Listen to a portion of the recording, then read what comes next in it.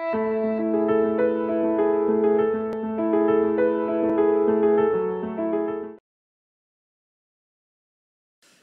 나라가 선진국으로 성장하면 3차 산업이라고 불리는 서비스 산업이 극속도로 발전한다고 합니다.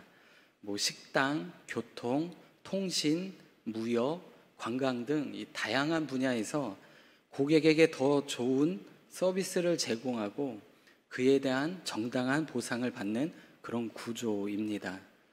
이 산업에서 가장 중요한 요소는 바로 고객 만족입니다. 사람들이 자신의 서비스를 얼마나 좋아하고 만족하는지를 끊임없이 살피고 분석을 하며 더 많은 고객을 얻기 위해 더 사랑받기 위해 노력을 하죠. 오늘 우리는 바로 이러한 사람의 반응과 평가가 중심이 되는 이런 시대 속에 살아가고 있습니다. 그러다 보니 사람의 시선을 의식하고 또 사람의 칭찬과 인정에 목말라 하며 결국은 사람을 기쁘게 하기 위해 삶을 살아가는 경우가 참 많다는 것입니다. 그러나 하나님을 믿는 우리는 전혀 다른 기준으로 살아가야 합니다. 사람보다 하나님의 시선을 좀 더 중요하게 여기고 또 사람의 칭찬보다 하나님의 평가를 더 소중하게 여겨야만 합니다. 사람을 만족시키는 삶이 아니라 하나님을 기쁘시게 하는 삶을 살아가는 그런 존재라는 것이죠. 왜냐하면 우리는 하나님을 예배하는 자이며 신령과 진정으로 하나님을 섬기도록 부름받은 사람들이기 때문에 그렇습니다. 히브리서 11장 6절 말씀을 보면 이렇게 말씀합니다. 믿음이 없이는 하나님을 기쁘시게 하지 못하나니 하나님께 나아가는 자는 반드시 그가 계신 것과 또한 그가 자기를 찾는 자들에게 상 주시는 이심을 믿어야 할지니라. 이 말씀은 하나님을 기쁘시게 해드리는 가장 근본적인 조건이 바로 믿음이라는 사실을 분명하게 우리에게 가르쳐주고 있습니다. 그런데 오늘 우리는 스스로에게 한번 이런 질문을 던져보아야 합니다. 나는 지금 하나님을 기쁘시게 하는 믿음 안에 살고 있는가? 혹은 나는 알게 모르게 점점 뒤로 물러서고 있지는 않은가라는 것입니다.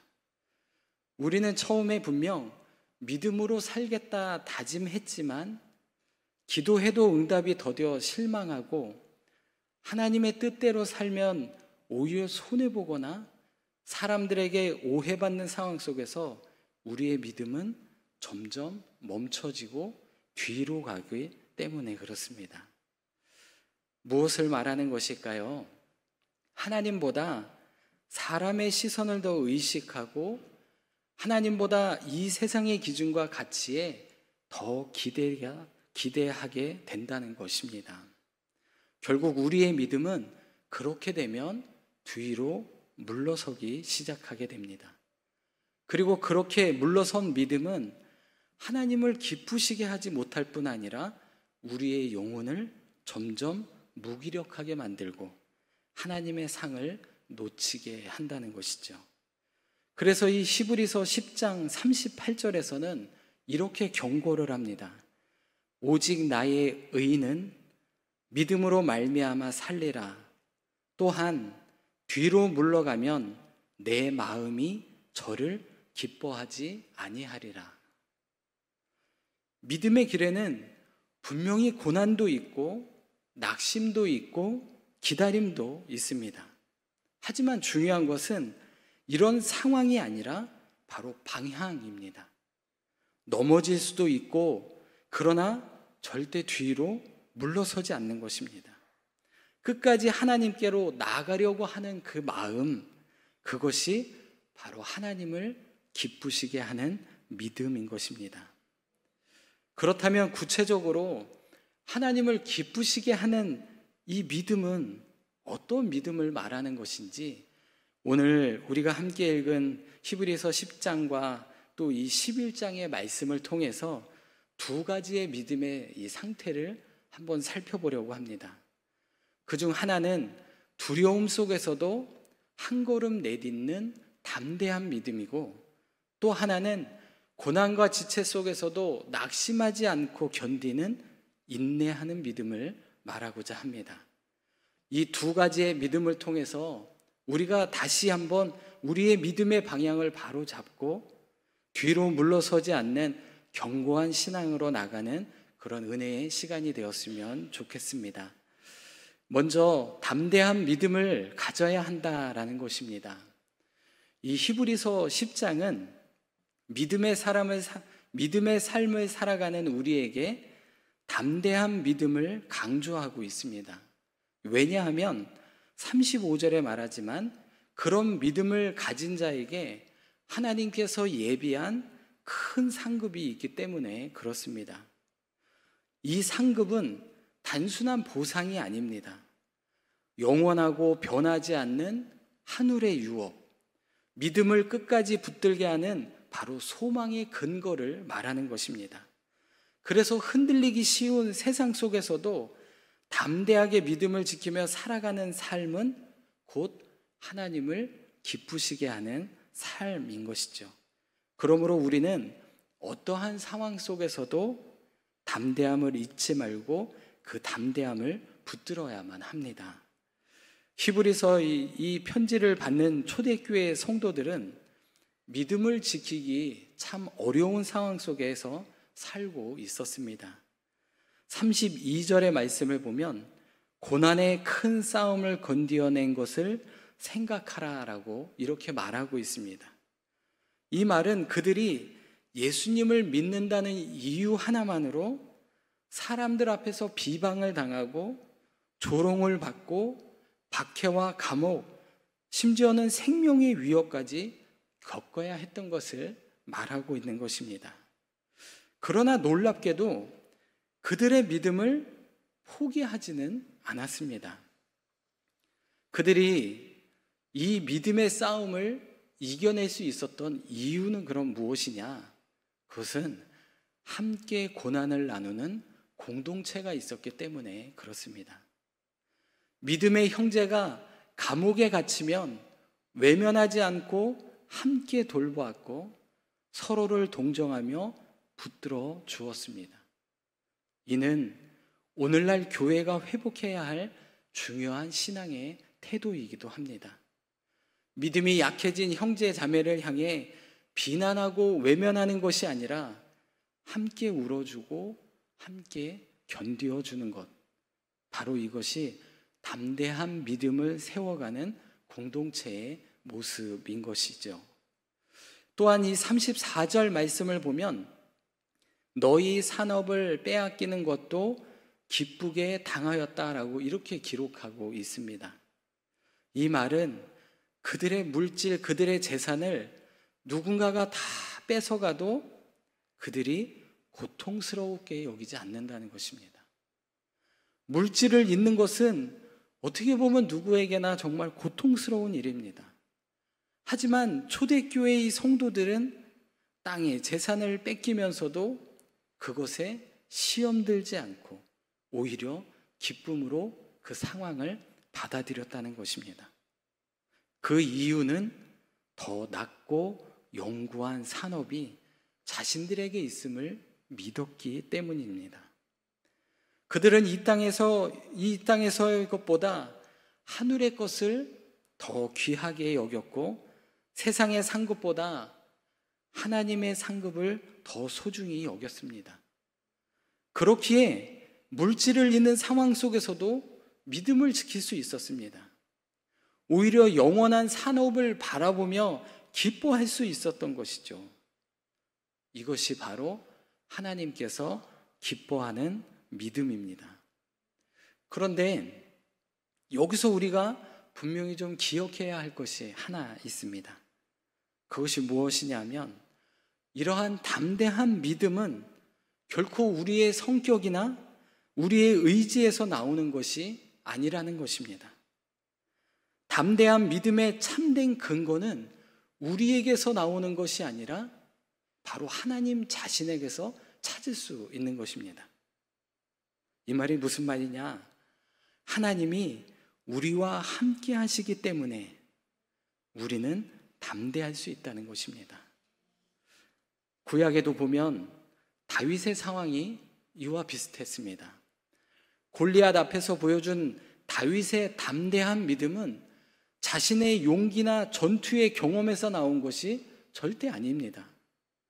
그는 어린 목동에 불과했고 갑옷조차도 제대로 입지 못하는 연약한 소년이었습니다. 하지만 그는 그 누구보다 아주 담대했습니다. 왜냐하면 다윗은 눈앞의 현실보다 자신과 함께 하시는 하나님이 더 커 보였기 때문에 그렇습니다.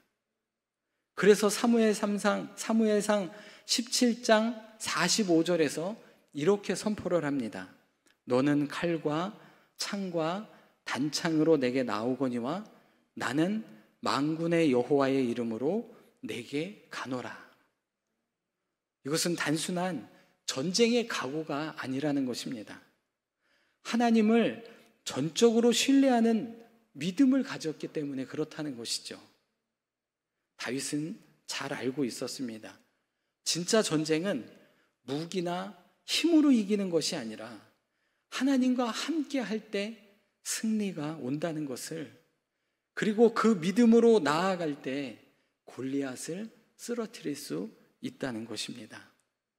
다윗이 담대한 사람이어서 골리앗을 이긴 것이 아니라 하나님을 담대하게 믿었기 때문에 승리했다는 것입니다. 우리도 마찬가지입니다. 오늘 우리의 삶에도 골리앗과 같은 두려움, 고난, 이것이 얼마나 많습니까? 하지만 이사야 41장 10절에서 하나님은 분명히 우리에게 약속의 말씀을 주셨습니다. 두려워 말라, 내가 너와 함께 하리니라. 놀라지 말라, 나는 내 하나님이 됨이라. 내가 너를 굳세게 하리라. 참으로 너를 도와주리라. 참으로 나의 오른손으로 너를 붙들리라.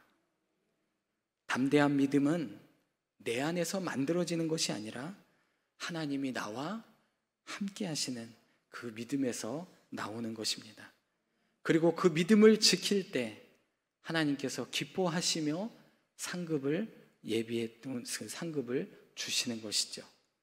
초대교회 성도들처럼 고난 중에도 믿음을 포기하지 않고 다윗처럼 현실의 거인 앞에서도 하나님을 더욱 크게 보는 믿음을 가지십시오. 그리고 우리 모두가 함께 울고 함께 견디며 믿음을 세워가는 바로 믿음의 공동체가 되기를 소원합니다. 흔들림 없이 담대하게 믿음의 길을 끝까지 걸어가는 저와 성도님들이 되시기를 바랍니다. 두 번째는 인내하는 믿음을 가질 때 하나님이 기뻐하신다는 것입니다. 하나님은 담대한 믿음을 기뻐하실 뿐만 아니라 끝까지 인내하는 믿음을 더욱 기뻐하십니다. 이 본문 말씀 37절을 보면 오시리가 지체하지 않고 오실 것이니 조금 더 참고 기다리라 라고 말씀하고 있습니다. 다시 오실 예수 그리스도를 기다리는 우리의 믿음은, 이것은 그냥 한번 혹 살아났다가 없어지는 이런 단발성이 아닌 인내를 요구하는 믿음이라고 이야기하는 것입니다. 우리의 신앙생활을 하다 보면 어려울 때 참 많이 있습니다. 그런데 그 많은 어려움들 가운데 그 이유 중 하나는 기다림의 시간을 우리가 기다리지 못하기 때문에 그럴 때가 많습니다. 흔들릴 때가 참 많습니다. 처음에는 하나님의 약속을 믿고 시작은 하지만 시간이 지날수록 상황이 바뀌지 않고 기도 자체의 응답이 지체되는 것처럼 느껴지면 점점 우리의 마음은 의심이 생기고 결국 믿음을 포기하거나 적당한 타협을 하고 영적인 진보가 아닌 후퇴를 할 때가 참 많이 있습니다. 하지만 참된 믿음은 기다리는 믿음이라는 것입니다. 눈에 보이지 않아도, 손에 잡히지 않아도 하나님을 신뢰하는 믿음입니다. 믿음은 현실의 어두움 속에서도 하나님이 살아계시고 여전히 일하고 계심을 확신하는 것입니다. 한번 들어보신 이야기일 텐데요. 이 세계 2차 대전 당시 독일의 이 유태인 수용소 지하실에서 한 유대인이 벽에 이렇게 글을 썼다고 합니다. 햇볕이 보이지 않아도 나는 태양을 믿는다. 비록 느끼진 못하더라도 나는 사랑을 믿는다. 비록 잠잠할지라도 나는 하나님을 믿는다. 이 고백은 인내하는 믿음이 무엇인지를 잘 알려주는 것 같습니다. 환경은 절망적이고 하나님의 음성은 들리지 않아도 하나님은 여전히 살아계시며 그분의 약속은 반드시 이루어진다는 그 믿음, 이것이 바로 하나님을 기쁘시게 하는 믿음인 것입니다. 로마서 5장 3절과 4절은 환난은 인내를, 인내는 연단을, 연단은 소망을 이룬다라고 말씀하고 있습니다. 인내는 우리를 단단하게 만들고 결국 하나님이 주시는 약속과 상급을 받게 하는 것입니다. 사랑하는 성도 여러분, 우리의 믿음을 흔드는 시험과 환난을, 그 시험과 환난을 만날 때 낙심하지 마십시오. 하나님은 우리의 인내를 보고 계십니다. 그리고 그 인내 가운데서도 하나님을 믿고 붙드는 자에게 반드시 응답하시고 약속을 이루셔 주십니다. 담대한 믿음으로 시작하고 인내하는 믿음으로 완주하면 하나님의 약속이 우리의 삶에 이루어질 줄로 믿습니다. 말씀을 맺겠습니다. 예수님께서는 누가복음 9장 62절에서 이렇게 말씀하십니다. 손에 쟁기를 잡고 뒤를 돌아보는 자는 하나님의 나라에 합당하지 아니하니라. 하나님의 나라에 합당한 믿음의 사람은 지금 보이지 않아도 마치 보는 것처럼 하나님의 나라를 소망하며 그날이 이를 때까지 결코 뒤를 돌아보지 않고 믿음의 길을 걸어가는 사람입니다. 예수님께서도 그 길을 걸으셨습니다.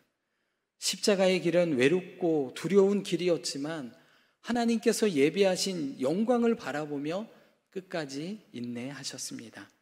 예수님의 그 인내와 담대함 덕분에 오늘 저와 여러분이 구원의 은혜 안에 있는 줄로 믿습니다. 그렇기에 우리도 이 믿음의 길을 담대히 걸어가야 합니다. 하나님의 계심을 믿으며 상 주시는 이심을 믿고 비록 지금은 열매가 보이지 않더라도 끝까지 인내하는 믿음의 길을 걸어가야 합니다. 여기서 말하는 인내는 추상적인 인내가 아닙니다. 그 인내는 우리의 삶에 현실적으로 다가옵니다. 미국에 한 신실한 어머니가 있었습니다.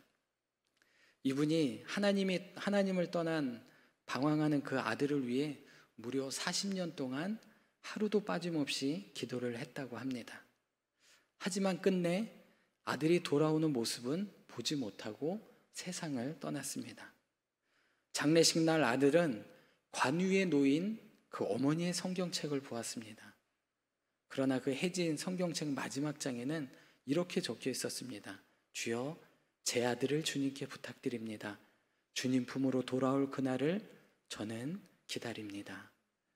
그 순간 아들은 그 마음이 무너졌습니다.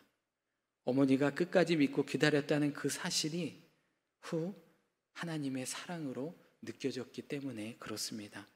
그리고 그는 무릎을 꿇고 회개하며 하나님께 돌아왔고 지금은 수많은 사람들에게 복음을 전하는 목회자가 되었습니다. 어머니는 살아서 아들의 변화를 보진 못했습니다. 하나님은 그 믿음과 인내를 기억하시고 때에 따라 응답해 주신 것입니다. 하나님의 응답이 더딜 때, 우리의 기도에 침묵하시는 것처럼 느낄 때 우리는 더욱 믿음으로 담대히 서야 합니다. 그리고 인내하셔야 합니다. 담대한 믿음은 하나님이 지금도 일하시는 확신에서 나오고, 인내하는 믿음은 하나님이 반드시 응답해 주신다는 소망에서 나옵니다. 우리의 자녀를 위한 기도, 믿음이 약해진 이웃을 위한 눈물, 무너진 가정을 향한 기다림 속에서도 하나님은 그 믿음을 보고 계십니다. 그 믿음으로 하나님을 기쁘시게 하는 저와 성도님들이 되시기를 소원합니다. 기도하겠습니다. 사랑과 은혜가 충만하신 하나님 아버지, 오늘도 살아있는 말씀으로 우리를 깨워주시니 감사를 드립니다. 세상의 시선 앞에서도 흔들리지 않고 하나님을 기쁘시게 하는 믿음의 사람으로 살게 하여 주옵소서. 고난 앞에서도 담대하게 걸어가게 하시고 응답이 지체될 때도 낙심하지 않고 인내하게 하여 주옵소서. 연약한 순간마다 하나님이 함께 하신다는 약속을 붙들게 하시고 결코 뒤로 물러서지 않는 믿음을 허락하여 주옵소서. 늘 우리와 함께하여 주실 줄로 믿사오며 예수 그리스도의 이름으로 기도드리옵나이다. 아멘.